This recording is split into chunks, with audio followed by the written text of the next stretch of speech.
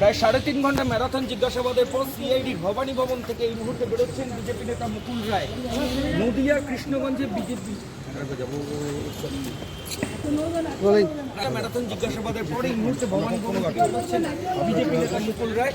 সত্যজিৎ বিশ্বাস খুনের মানে এই বিষয়ে কি বলবেন? আবার বলছি যে এই কোনো তদন্তকারী সংস্থা ডাকলে পরে পালিয়ে যাওয়ার আমার স্বভাব নেই। তদন্তকারী সংস্থা ডাকলে কি তদন্তকারী সংস্থা জিজ্ঞাসা করতে চাইছে তার জবাব দেওয়াই হচ্ছে, আমি মনে করি একজন ভারতবর্ষের নাগরিক হিসেবে এটা আমার কর্তব্য।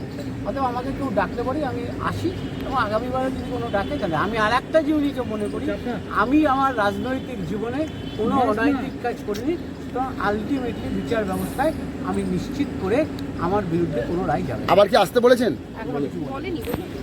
পশ্চিম বাংলায় মিথ্যে মামলা দেওয়া এটা হচ্ছে এখন বর্তমান সরকারের কাজ। সত্যজিৎ বিশ্বাস একটা বাচ্চা ছেলে, অল্প বয়সের ছেলে খুন হয়েছে, অত্যন্ত দুঃখজনক ঘটনা।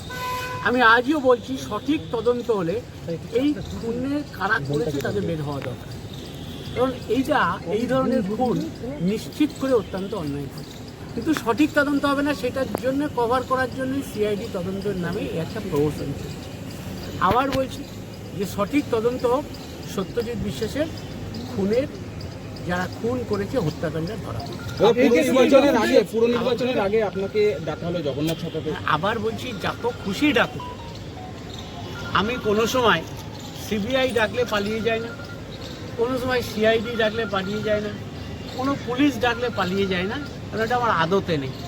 আমি নিজে আমার রাজনৈতিক জীবনে কোনো অনৈতিক কাজ করিনি, সেজন্য কোনো তদন্তকারী সংস্থা ডাকলে পালিয়ে যাওয়ার কোনো প্রশ্ন নেই।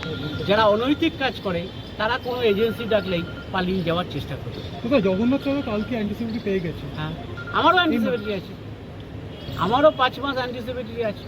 অর্থাৎ আমার হাইকোর্টের, মহামান্য হাইকোর্টের প্রতি আমার আস্থা আছে, বিচার ব্যবস্থার উপর আমার আস্থা আছে। আলটিমেটলি বিচার ব্যবস্থায় নিশ্চয়ই সঠিক সত্য করার জন্য কিছু বলেছিল আমায় বলিনি। আমাকে যদি আবার ডাকে আমি আবার আসবো। দাদা অন্য একটা প্রশ্ন, শোভন চট্টোপাধ্যায়